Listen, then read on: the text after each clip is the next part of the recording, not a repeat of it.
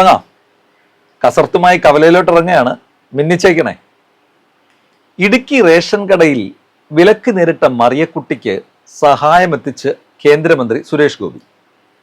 ഫേസ്ബുക്കിലൂടെയാണ് അദ്ദേഹം പോസ്റ്റ് പങ്കുവച്ചത്.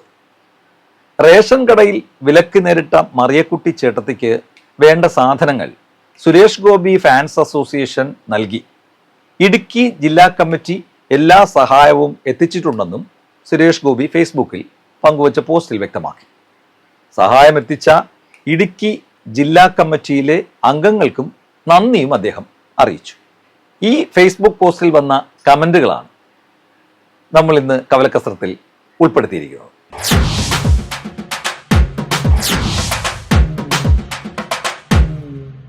ചേച്ചിയും അത്രയേ ഉദ്ദേശിച്ചുള്ളൂ. BJP അതിന് പോയി തല വെച്ച് കൊടുക്കുകയും ചെയ്തു. അതല്ലാതെ റേഷൻ തരാൻ പറ്റില്ല എന്നൊന്നും ഒരു കച്ചവടക്കാരനും പറയില്ല.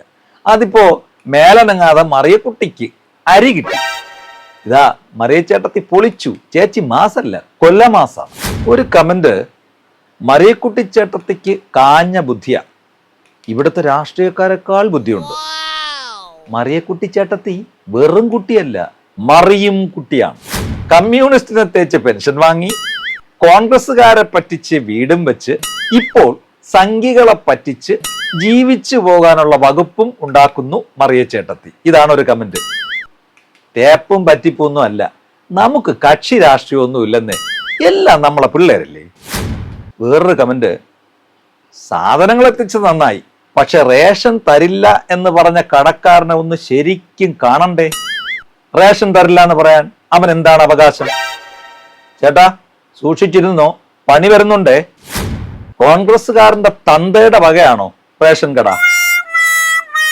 ഉപദേശം കൊള്ളാൻ പറഞ്ഞ സാറേ, പക്ഷേ ഒരു പ്രശ്നമുണ്ട്, നിന്റെ തന്തയല്ല എന്റെ തന്ത.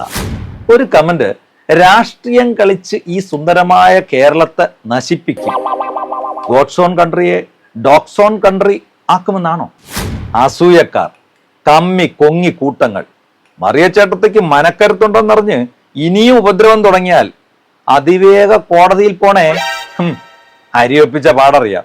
അതിന്റെ ഇടയിലാണ് ഇനി വക്കീലിനെ കാണാൻ പോണത്. കായ് എവിടുന്നതിന്? വേറൊരു കമന്റ്, സംഘികൾ സുവർണ അവസരം കാത്തു നിൽക്കുന്നു, ഇതിന് അവസരമാക്കി കൊടുത്ത ആ പഹയനെ ആദ്യം ചവിട്ടണം. കള്ള പഹയ.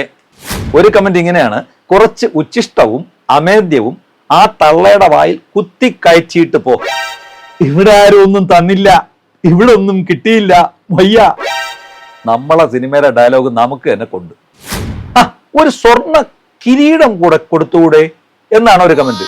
കിരീടം എന്തിന്? ചെങ്കോലും കൂടി കൊടുക്കാം. സുരേഷ് ഏട്ടാ, ആ റേഷൻ കട മുതലാളിക്ക് ആ ലൈസൻസ് ഒന്ന് പുതുക്കി ഷട്ടർ ഇടുന്ന സെറ്റപ്പ് ആക്കി കൊടുക്കാമോ? അനിയാ, ഷട്ടർ ഇടുക എന്ന് പറഞ്ഞാൽ പൂട്ടുക എന്നൊരു അർത്ഥം കൂടിയുണ്ട്. നിങ്ങൾ എന്താ ഉദ്ദേശിച്ചത്? അപ്പോ ഇന്നത്തെ കസർത്ത് കഴിയുകയാണ്.